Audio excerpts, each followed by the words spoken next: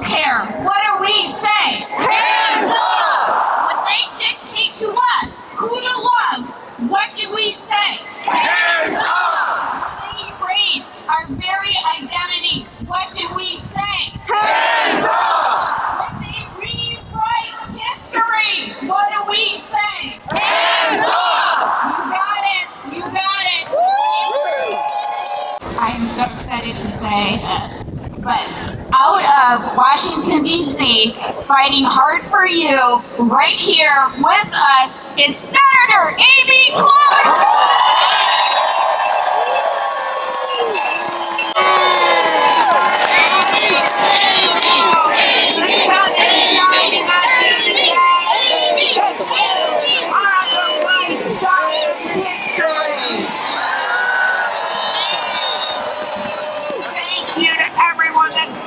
Together that dared to do this while it's so cold outside. Thank you to all the people that are here, the families, the little kids I got to see, the seniors. Your work, day in and day out, is making the difference to stop the attacks on our democracy, our civil rights, and our economy. We will not give up.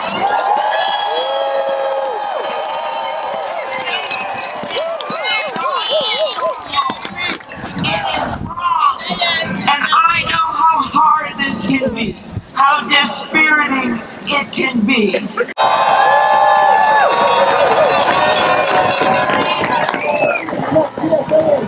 But I am here because I knew you would not give up, and we are not giving up.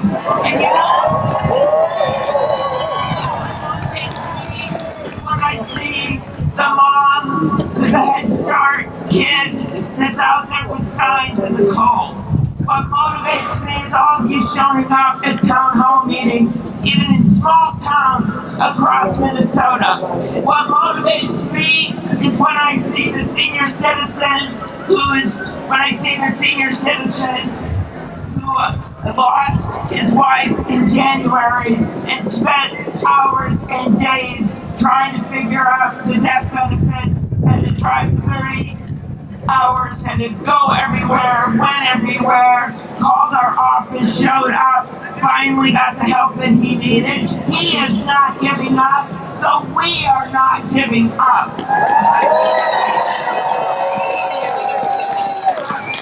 CIP workers who I talked to with Congresswoman Omar, I think about them, and I think about some of them were there as they took their life's work, the names of the building, USAID, off the wall. And they stood there, but they told us, Mccollum was here with us as well, that we will not give up. We are in this.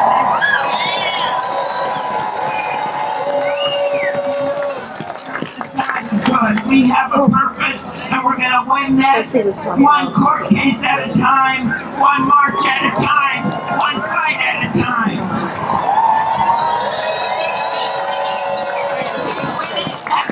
Tina and I stood on that floor as Cory Booker gave his 25.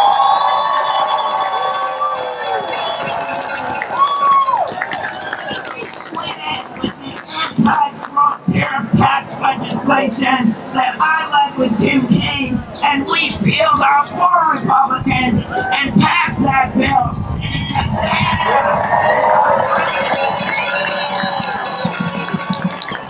And as we said to the Republicans that day, you are independently elected, do your job, you are not subject to a king, because in America,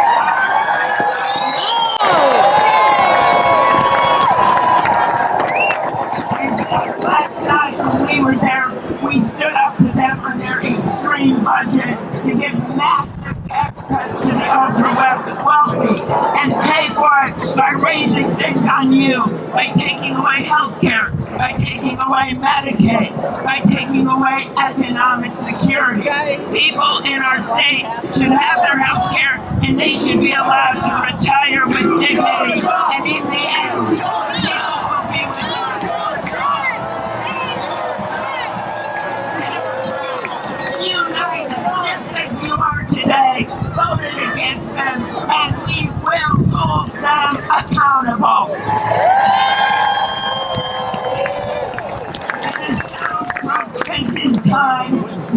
thing in Florida. The economy tanks in what is a self-inflicted wound. And by the way, so what if Elon Musk loses billions of dollars, or Wall Street traders lose millions of dollars? You know what? This isn't about Wall Street. This is about Main Street. And the people that are hurt the most by this tariff tax is all of you. It's the people of this country who are living on their savings. It's the people who lost 15. Paychecks. And this thing is going to be $4,000 tax every year on the American family. That's what we're dealing with. And the Americans, whether they're Democrats, whether they are independents or non-MAGA Republicans, they are going to stand up and take this guy on. But they're not going to do it without you leading the way.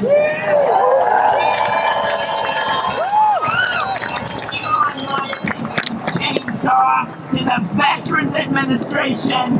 Veterans are standing up. As Elon Musk takes his chainsaw to the Social Security Administration, seniors are I need a kid. National Institute of Health, scientists and doctors, and kids in cancer trials are standing up. That's how we do this. In the courts, Democratic Attorney General, including our own Keith Ellison,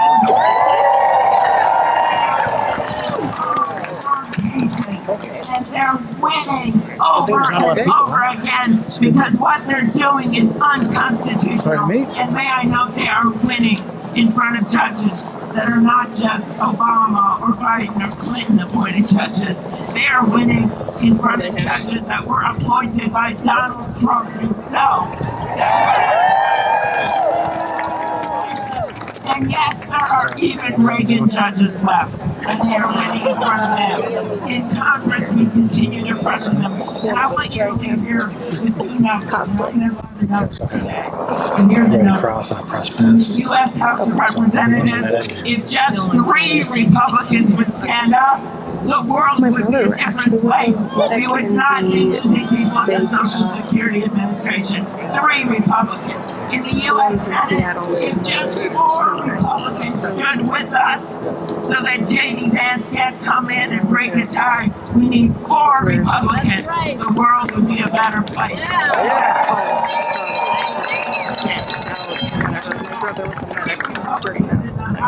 W2. Republicans in the Senate, stand up and stop acting like subjects to a king.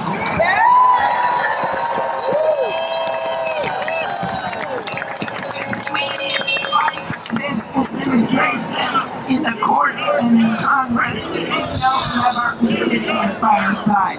You are breaking the phone line in the U.S. Senate. Way to go.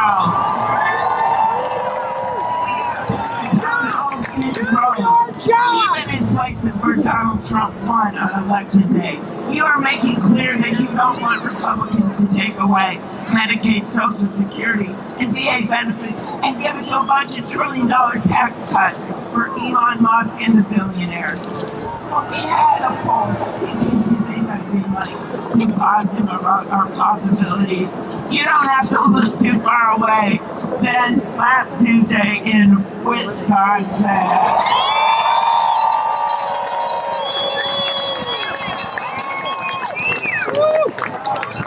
Getting warm now. Saturday, and I got to go in the middle of kind of a sleet storm to Eau Claire, to La Crosse, way up to Ashland, and I could see all the signs for Judge Crawford. I could see all the people showing up in numbers that we hadn't seen before.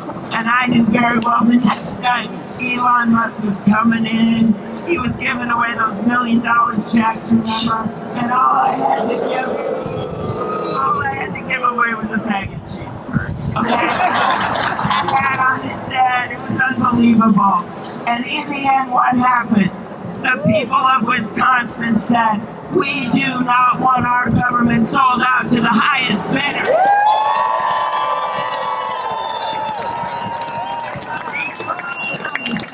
Over from 20 points. She won 10 counties in Wisconsin that Donald Trump had won. for sale. Minnesota is not for sale. Not for sale. In our country, the power is strong. For sale. We are not silenced by threats. We are not going to be silenced by rhetoric and hateful vitriolic statements, because we are Minnesota and we will not stop fighting until this assault on our democracy ends. We need you. Let's go out there. Let's win this day. Thank you, everyone. We at Friends of the Boundary Waters have led the fight to protect the clean water of the Boundary Waters. Today, the Boundary Waters is under assault by a Chilean mining conglomerate called Antofagasta. They want to put a toxic copper sulfide mine at the very edge of the Boundary Waters. I say, hands off! Hands off! Antofagasta is owned by billionaires. In fact, it is owned by the wealthiest family in all of South America. Antofagasta has a long rap sheet of corruption, pollution, and abuses of worker and human rights. I want to thank Congresswoman Mccollum for being the leading champion for the Boundary Waters in Congress.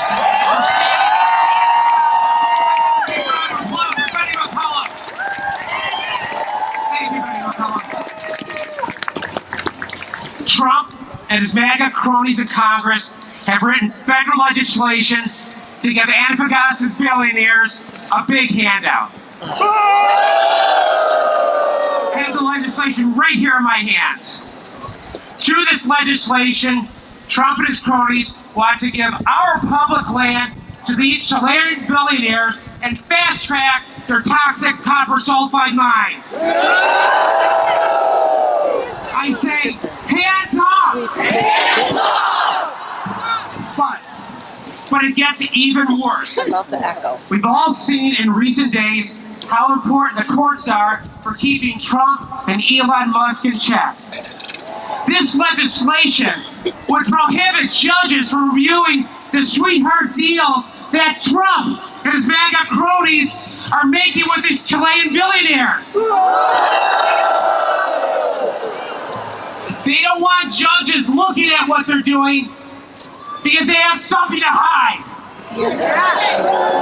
I say, hands off! Hands off! This legislation is un-American. This land belongs to you. That's right. Yes. This land belongs to me. This land belongs to our Anishinaabe brothers and sisters. We have treaty rights.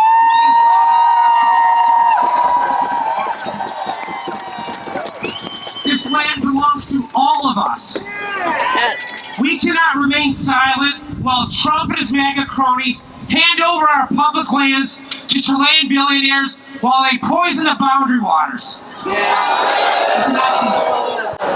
I would not be able to look my grandchildren, Jackson and Oliver, in the eye. And Jackson and Oliver, I know you're out there somewhere in the sea of humanity. I love you. Thank you for being here.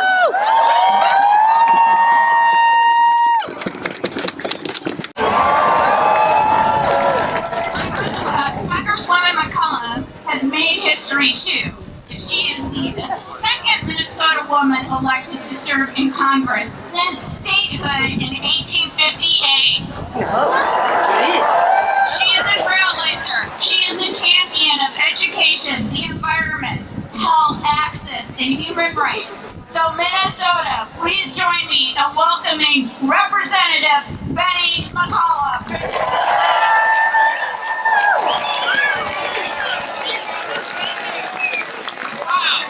I feel like I've heard from all of you. You've been calling the office. So it's good to see you here today. So we're fighting back on Musk and Trump and their illegal and unconstitutional actions. Democrats, we are fighting back. And the Republicans, they're sitting on their hands, aren't they? Yeah. As Amy was saying, they're getting ready. When I go back next week, the Republicans will be forcing the largest tax cut vote. And they're going to pay for their tax cuts by cutting Medicaid and Medicare, and I did say Medicaid because it's on the chopping block right next to Medicaid. They're going for tax cuts for millionaires. They're also working for Social Security. Regional offices all over this country are being closed. They're cutting jobs of people who assist you in my office. They're making it so much harder for people to access their benefits. Now these attacks, they are hurting Americans. And I'll continue to resist the Republican efforts to take away food, health care, and basic government services that you and your families rely on. When we are passionate about our environment, the air we breathe, the water we drink, the health of our communities, and the investments that we should be making in climate change, we are passionate about those. But Musk and Trump, they're taking a chainsaw out of those protections. They're planning to cut the Environmental Protection Agency, hang on, by 65%. Trump also wants to cut the protections for the Valley Waters Wilderness area. Well, I'm with you, and I'm leading the legislation to make the BWCA protections permanent. We are not going to sit by while Musk and Trump pollutes our air, our water, our land, and takes away our public lands. So today you say, hands off! Hands off! Musk and Trump also plan to cut more than 70,000 Veterans Administration workers. That is 15% of the VA workforce. Already over 2,000 jobs have been eliminated. That's not going to make the VA more efficient. That means cutting doctors and nurses and the important staff, many who are veterans themselves. Make no mistake, this will mean a reduced health care services. It will reduce benefits. It will make VA wait times longer, not shorter. They also, this, cut medical research in the Department of Defense by over half. So, what does that research do? All the research is important, and thank heavens for the science people here today. Infectious diseases. And our veterans do not deserve to be treated that way. Our veterans serve our country with honor, and the government owes them two things, just two things: a debt of gratitude for their service, and the benefits and the health care that they earned.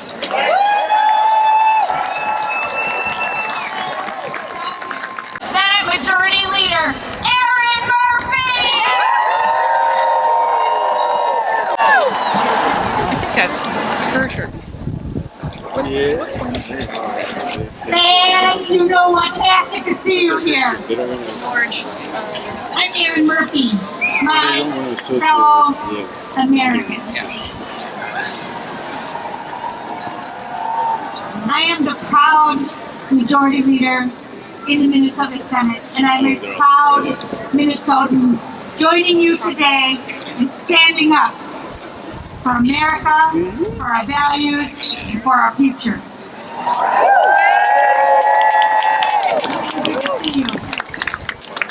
Last November, you remember that, last November, we elected a person who was famous for firing people.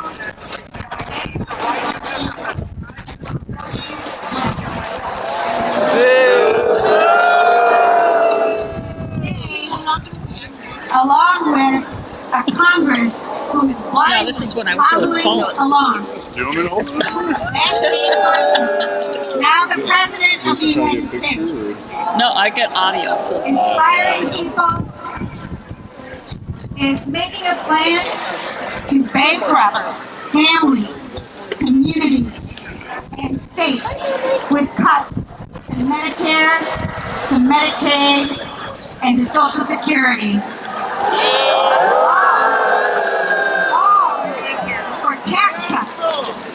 Trillions of dollars of tax cuts for the wealthiest among us.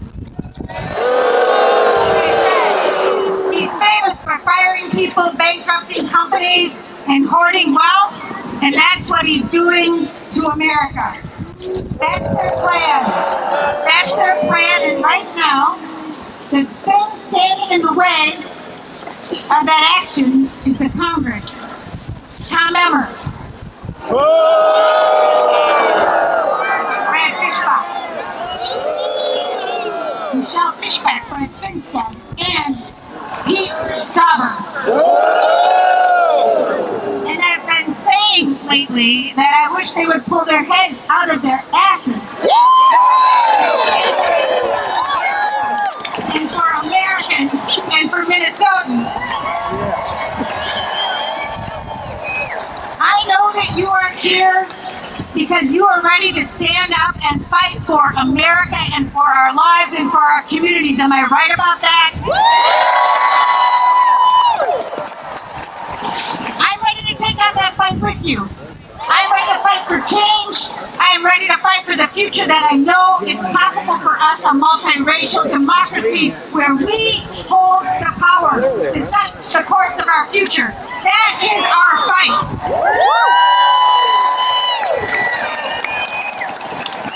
Every day I join my colleagues, many of them who are here with me today. We go into that building behind us and we think about the lives of Minnesotans and we work to make sure that the policy and the budget that we pass serves our future and the people. Our goal is to improve the lives of the people of Minnesota.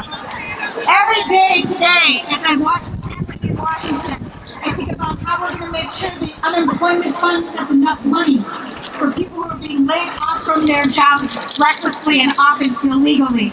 I think about a healthcare system that can be reinforced to manage the cuts that might come when the state doesn't have the wherewithal to replace the funding that they may cut to fund those tax cuts. I think about how we're going to make sure people have enough food to feed their families, a home to live in, and a job to support their way of life. The things that we believe in this country are all under threat because of that guy who wants to fire people and bankrupt this nation.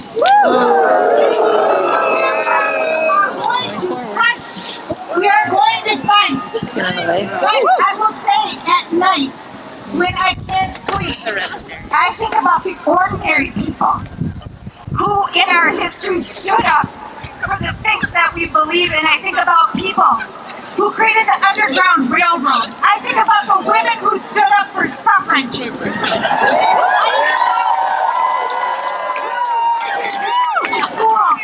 Rosa Parks, who sat down on the bus. I think about John Lewis, who crossed the bridge. I think about Ryan White and Harvey Mills and the people who fought against the government who was unwilling to care for people who were dying of AIDS. People before us, ordinary Americans, stood up and fought and made change. And I want to make sure that my kids and my grandkids someday look back and say, what did my mom do when we faced that challenge?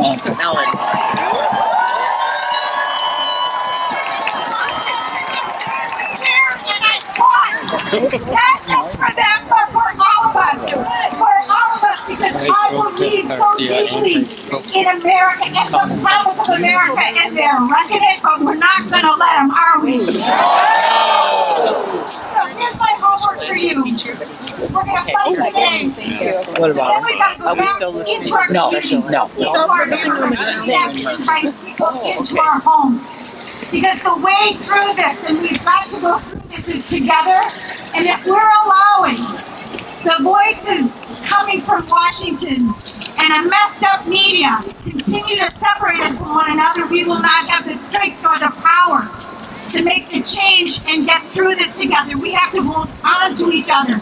So turn off the phones and turn off the cable news and bring people together and talk about what we believe in for our future and for our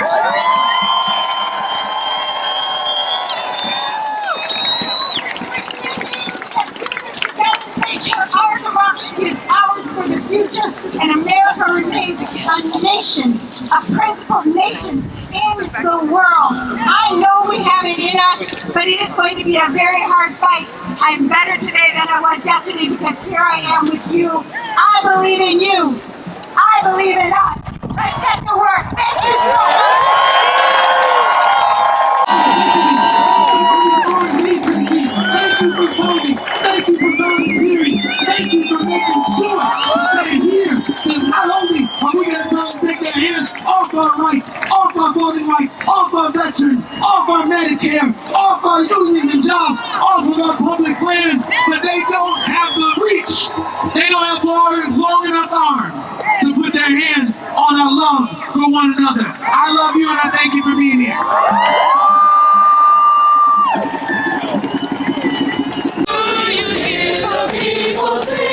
Singing a song of angry months. It is the music of the people who will not be slaves again. When the beating of your heart and the beating of your drums, there is a life about to start tomorrow. Do you hear the people sing? Everyone, a song of angry ones. It is the music of the people who will not be slaves again. When the beating of your heart echoes the beating of the drums, there is a life about to start when tomorrow comes. Do you hear the people sing, singing a song of angry ones? It is the music of the people who will not be slaves again. When the beating of your heart echoes the beating of your drums, there is a life about to start when tomorrow comes.